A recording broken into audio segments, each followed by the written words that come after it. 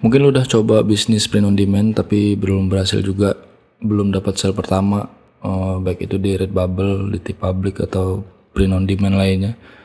Dan mungkin lu udah udah mencoba nyerah gitu. Mungkin ini adalah video penyelamat lo ya. Penyelamat enggak juga lah, tapi gue rasa ini bisa bantu lah, sedikit membantu lu. Karena gini, sering gue dapat komen itu soal gimana caranya dapat sale pertama, apa yang harus lu lakuin, apa yang harus lu upload, desain kayak gimana yang harus diupload, terus berapa desain tuh baru bisa dapat sale pertama, kayak gitu-gitu. Itu sebenarnya pertanyaan standar ya, tapi kalau dipikir-pikir kok banyak banget yang nanya soal itu. Dan mungkin gue bisa rangkum lah, ini sesuai pengalaman aja. Dan juga ya di video ini mungkin agak-agak ngebosenin ya, tapi mudah-mudahan untuk lo yang memang bener-bener kayak apa yang gue sebut tadi, bisa sedikit ngebantu lah. Ya ini oke. Kita mulai aja. Wadah, lupa, nggak ada intro ya. Apa mesti pakai intro? Jedep gitu ya, nggak masalah ya. Oke, langsung aja. Ini adalah 6 alasan kamu gagal. Gak pas ya, 6 alasan kenapa kamu gagal. Ya, 6 alasan kenapa lo gagal lah pokoknya. Gagal di bisnis di internet ya, khususnya di print on demand. Ya, mungkin bisa berlaku juga untuk yang lain. Mungkin gue bisa bikin video soal kenapa kita gagal di bisnis internet kayak afiliasi. Terus yang lain-lainnya. Ada yang general ini, ada juga yang memang khusus untuk di print on demand. Jadi buat lo semua yang kalian lah ya, semuanya yang ngerasa kayaknya ini berat banget ini segala macam, ada beberapa fakta yang memang harus kalian sadari dulu sebelum kalian memulai gitu perjalanan kalian di bisnis print on demand. Oke. Sedikit lebih bijak ya, tapi ya udahlah. Oke, yang pertama nih, yang paling fatal ini, makanya gue taruh di pertama ya. Yang paling greget sih sebenarnya kalau udah banyak orang yang menganggap ini adalah jalan pintas menjadi kaya raya. Itu enggak ya, maksudnya gini, kalau misalnya kalian datang ke internet sebagai peluang bisnis yang memang apa ya, ultimate usaha tanpa modal lah gitu maksudnya. Bahwa ini adalah jalan keluar untuk menghasilkan uang banyak gitu, yang tiba-tiba bisa ajaib gitu, menghasilkan uang banyak dalam satu malam gitu kan, nggak bisa juga gitu.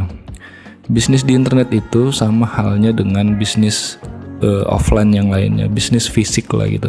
Apalagi di print on demand, memang kesannya mudah gitu, kalau misalnya, apalagi kalau kita punya teman yang dia udah sukses nih di print on demand gitu, dia cuma jualan desain per bulan udah 10 juta atau 15 juta gitu, terus kalian pengen juga gitu, tanpa mengetahui bahwa gimana usahanya dia untuk sampai segitu gitu kan.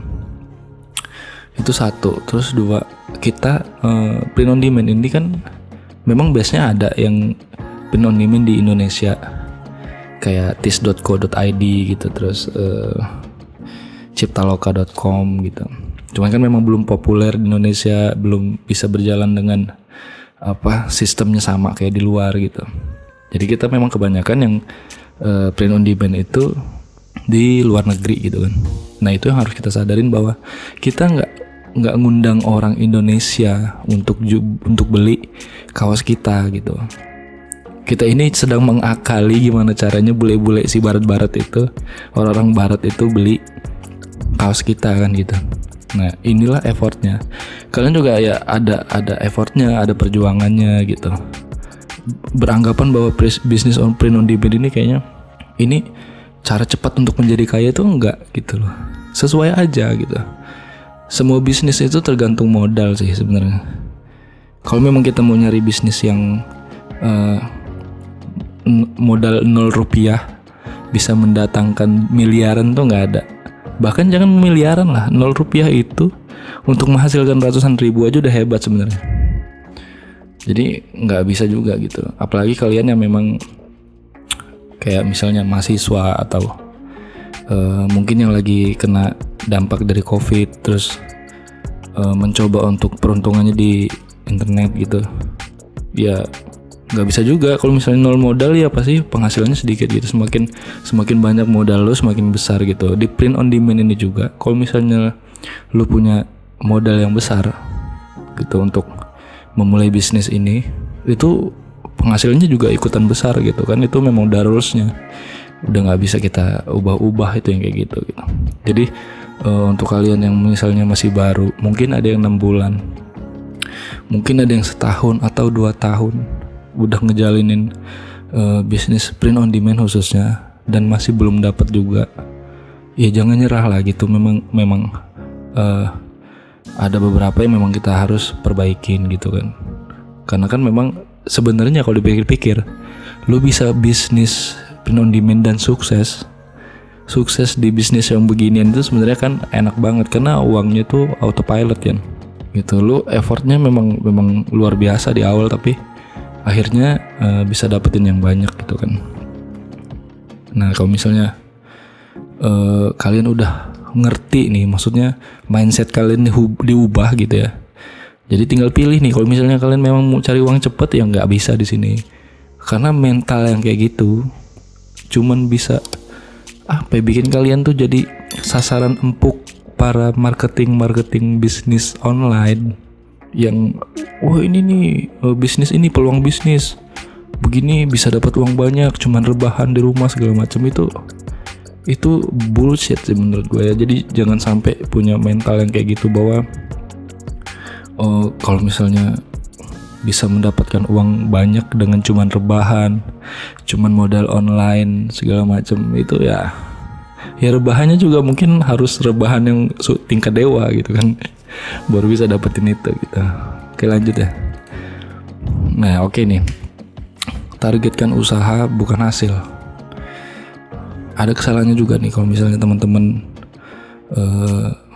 print on demand ya, maksudnya belajar mencoba untuk menjadi pengusaha print on demand yang kita cuma modal komputer, internet, terus ide-ide desain, terus kita posting gitu di situs atau platform atau vendor print on demand gitu. Terus ya tadi itu ya, berharap untuk mendapatkan hasil yang banyak gitu. Tapi yang ditargetkan tuh hasil gitu, salah. Kalau ditargetkan hasil ya nggak mungkin. Misalnya, gue pengen sebulan $1,000, atau minimal misalnya, gue pengen sebulan $100 atau $500 atau berapa gitu. Ya kalau misalnya kayak gitu nggak mungkin bisa.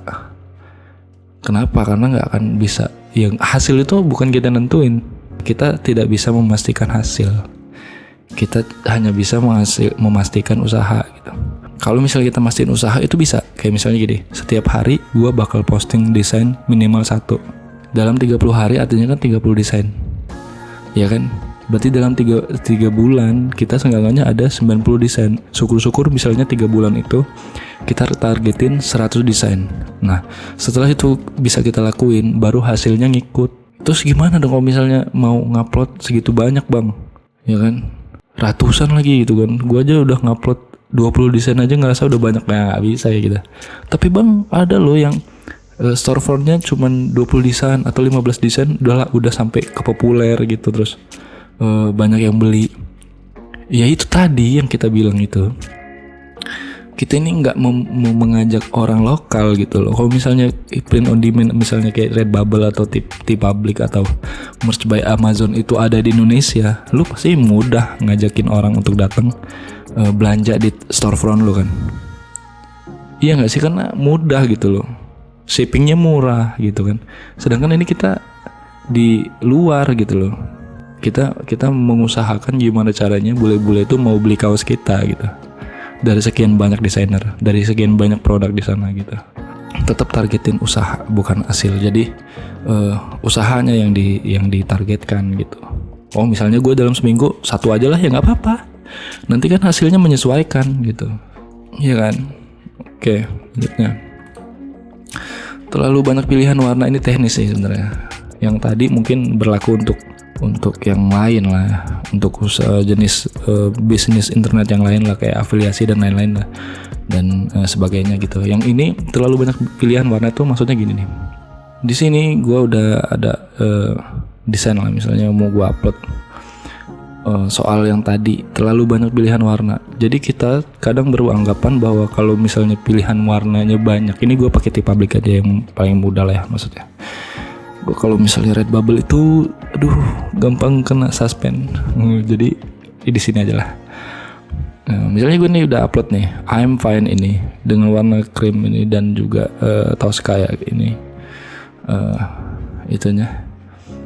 Sekarang kita pas pilihan warna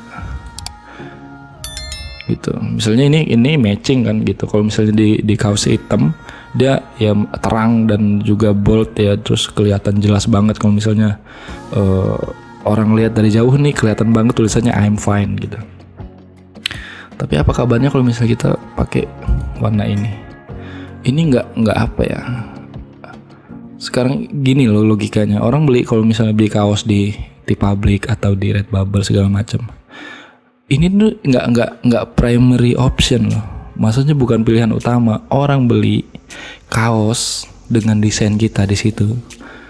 Itu pilihan kedua atau mungkin ketiga. Orang kalau belanja rata-rata itu dia pasti fisik, dia datengin mall, dia datengin toko gitu. Kenapa? Kenapa mereka beli yang di sini? Karena ada sesuatu yang beda, kayak misalnya unik atau lucu gitu. Kayaknya kalau gue pakai ini kayaknya orang-orang pada merhatiin gue nih gitu kan psikologisnya kan gitu sih gitu. Jadi kalau misalnya kita bikin upload kaos tuh yang nggak matching gitu, misalnya warnanya, misalnya apa nih, ada yang ini nih kayaknya dia tenggelam gitu kan, itunya warna yang lainnya, atau yang kayak gini gitu, nggak bisa juga. Makanya kalau bisa, nggak semua warna ini bisa kalian terapin. Misalnya kalian punya desain yang memang dia cocoknya cuma di warna hitam, ya warna hitam aja udah. Atau pilihan yang lain yang masih ini, atau yang kalau di T-Public kan dia tinggal di klik dark ini langsung dipilih warna-warna yang memang ada gelap gitu. Tapi kan masih terlalu banyak opsinya. Terus kenapa masalahnya bang? Bukannya kalau misalnya semakin banyak pilihan warnanya semakin besar peluang kita dibeli gitu produknya? Enggak juga, malah itu justru membingungkan. Gue pribadi kalau misalnya masang desain gue di print on demand gini, gue nggak akan banyak kayak gini warnanya, paling 3 gitu. Kayak misalnya warna hitam nih, mungkin warna ini gitu kan. Misalnya gue pilih non, gue cuman pilih warnanya hitam misal atau ini gitu. Yaudah itu aja. Jadi nggak terlalu banyak pilihan warna gitu. Jadi orang juga nggak bingung gitu. Yang malah takutnya, bukan takutnya sih, studinya udah ada. Itu membuktikan bahwa kalau customer terlalu banyak menghabiskan waktu dia milih-milih begitu, kemungkinan untuk nggak jadi belanjanya itu besar. Jadi tetap sesuaiin sama desain kalian, cocoknya gimana. Jangan banyak-banyak pilihan warnanya, cukup 5 paling banyak sih. Sisanya ya udah gitu. Yang warna terbaik aja lah gitu. Kira-kira warna terbaiknya apa gitu udah. Jangan kebanyakan, jadi kebanyakan mikir yang mau beli nggak jadi gitu kan. Kalian kalau misalnya coba ya iseng-iseng buka SimilarWeb. Nih websitenya SimilarWeb. Terus kalian ketik misalnya T-Public. Gimana sih? Nah, T-Public.com. Udah gue bilang videonya bakal ngebosenin, tapi nggak apa-apa. Ini mudah-mudahan ngebantu kalian. Oke, bisa dilihat di sini ya. Average visit duration itu cuma sampai 2 menit, nggak nyampe 3 menit, iya kan? Total visitnya segini. Terus average rata-rata orang ngunjungin websitenya cuma 2 menit, artinya dia buka, belanja, terus pergi gitu aja. Jadi nggak ada yang berjam-jam milih-milih gitu, ya kan? Ngerti kan jadinya? Jadi jangan terlalu banyak pilihan warna. Ya mungkin itu juga yang bikin produk lo ya gitulah. Oke, print provider tepat untuk desain yang tepat. Ini yang ketiga ya kalau nggak salah ya. print provider yang tepat untuk desainnya tepat. Jadi ada mitosnya gini nih, kalau misalnya kalian sering dengar bahwa kita harus punya niche yang tepat atau niche desain yang seragam lah gitu ya. Jadi kebanyakan orang bikin storefront itu yang misalnya dia temanya kucing-kucing semua gitu, terus temanya anjing-anjing semua gitu, terus atau adventure semua gitu. Itu berlaku hanya untuk, menurut gue nih ya, itu berlaku cuman untuk di toko online. Paham gak maksudnya? Kalau kalian punya Shopify, ya kalian buat store gitu, store online di situ, dan memang di website itu cuman produk kalian aja gitu. Itu wajib punya niche seperti itu. Tapi kalau untuk yang pasar, maksudnya kayak apa sih, print on demand pasar itu nggak perlu menggunakan niche.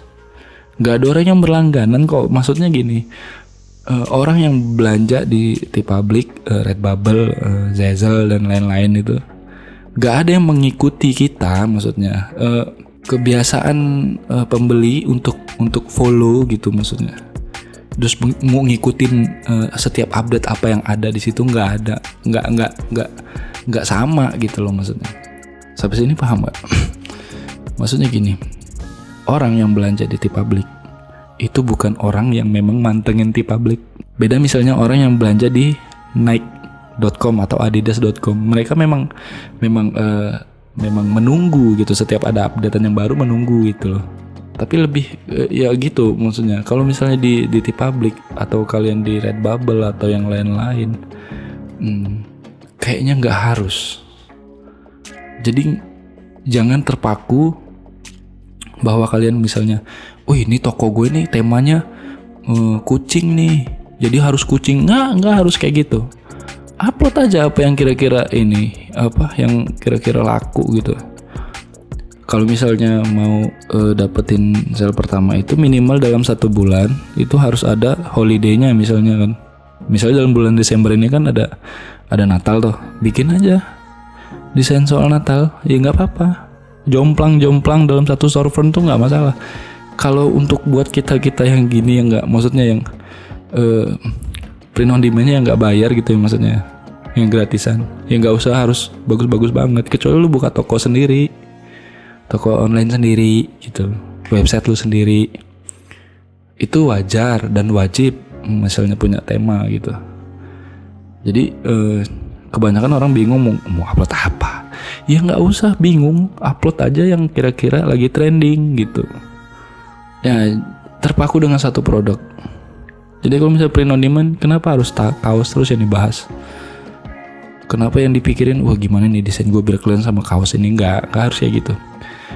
Kebanyakan orang juga di luar sana, dia justru suksesnya nggak di t-shirt, di Printful atau di Shopify. Itu produknya lebih banyak loh. Bahkan kalau misalnya kalian tuh mau coba lebih lebar lagi tuh maksudnya. Ini kan sebenarnya dropshipping kita ini aslinya gitu. Cuman bedanya karena kita pakai desain sendiri, jadi kesannya kita ini desainer gitu. Padahal kan nggak dropshipping sebenarnya. Kalau misalnya pakai Printful dan Shopify itu kerasa banget dropshippingnya. Dan kalian tuh di Shopify itu ada yang jual ini loh, apa? Sarung jok mobil. Iya. Itu apa ya? Iya, itu salah satu. Maksudnya nggak harus t-shirt. T-shirt itu udah terlalu saturated loh kata orang barat. Itu terlalu luas, terlalu banyak, terlalu numpuk gitu. Sedangkan ada stiker, ada mug, ada tas, ada ya tuh tadi yang gue bilang ya, sarung jok mobil gitu. Desain tuh nggak harus yang t-shirt gitu. T-shirt itu bukan type strip, itulah lebih mahal kan daripada t-shirt. Kenapa kita harus terpaku sama t-shirt gitu? Mungkin kalian tuh rezekinya ada di mug, ya kan? Bikinlah desain yang memang khusus untuk mug, ya kan? Kalau misalnya gue balik lagi di T-Public tadi, ini misalnya I'm Fine ini cocoknya lebih buat mug, yang lain di oven aja nggak apa-apa. Khusus untuk mug gitu. Kan nggak mesti gitu, nggak mesti t-shirt gitu. Jadi kesannya kita kalau bikin desain tuh harus fit sama semua barang gitu, nggak harus gitu ya. Jadi jangan terpaku, itu yang menghambat kita untuk jadi produktif gitu. Oke, selanjutnya, unik bukan berarti jelek. Maksudnya gini, teman-teman tuh banyak yang bilang, orang bule mah suka yang unik, jadi dia bikin desainnya jelek. Unik itu bukan jelek. Bule itu emang suka yang unik. Maksudnya unik ya, mungkin lo jual bikin desain tuh gambar wayang kayak gitu, tapi ya jangan jelek. Banyak juga sih desain yang jelek dibilang unik, itu enggak gitu loh. Yang penting rapi gitu, kelihatannya memang niat gitu ya. Jadi jangan salah kaprah gitu. Jangan asal juga upload mentang-mentang kelihatannya unik tapi itu enggak, itu jelek. Maksudnya ya kita sadar aja lah gitu. Unik bukan berarti jelek. Udah itu, inget itu aja deh pokoknya. Jangan udah habis. Jangan salah ya maksudnya. Ya itu tadi sih sebenarnya yang bisa gue sampein. Mungkin ngebosenin karena kebanyakan gue ngoceh doang, gak ngasih tahu apa-apa. Maksudnya gak ada tutorial apa-apa, tapi ini penting. Mudah-mudahan ngebantu teman-teman yang lagi usaha di print on demand. Mudah-mudahan rezekinya lancar. Terus semangat, karena kita gak tahu loh kapan yang di atas ngasih kita rezeki. Dan satu lagi sebenarnya, ada 7 sebenarnya, cuman gue takut channel ini malah jadi religi. Kalau misalnya kalian mungkin di luaran sana ada yang ateis, gue nggak tahu ya. Tapi ya kalau misalnya lu percaya sama Tuhan, hubungan lu baiklah sama Tuhan. Kalau memang pengen rezekinya lancar gitu. Tapi kalau misalnya ada yang mungkin nggak percaya gitu ya, minimal bersikap baik sama diri sendiri lah gitu. Jangan mabok, jangan aneh-aneh lah pokoknya gitu. Karena jauh di lubuk hati lu dia menolak, dan lu nggak sinkron sama diri sendiri, mau bisnis apapun jadi nggak bisa. Jadi susah. Lu bakal introvert dan juga introvert nggak, maksudnya bukan introvert sih, lebih ke insecure. Jadi bikin insecure gitu. Insecure itu sangat menutup pintu rezeki. Oke, gitu dulu ya. Mudah-mudahan membantu. Sampai ketemu di video selanjutnya. Mungkin ada yang kurang jelas atau kurang detail, bisa di komen aja. Mudah-mudahan gue ada waktu untuk balas. Gue paling seneng balas komen sebenarnya. Jadi gue ngerasa diperhatiin. Oke, sampai ketemu di video selanjutnya. Nanti ada video gue yang sebelumnya, mungkin ada yang belum nonton. Terima kasih juga yang udah subscribe, udah like video ini. Jangan lupa di-share juga ke teman-temannya, karena kita adalah pahlawan devisa negara, ya kan? Oke, sampai ketemu. Terima kasih.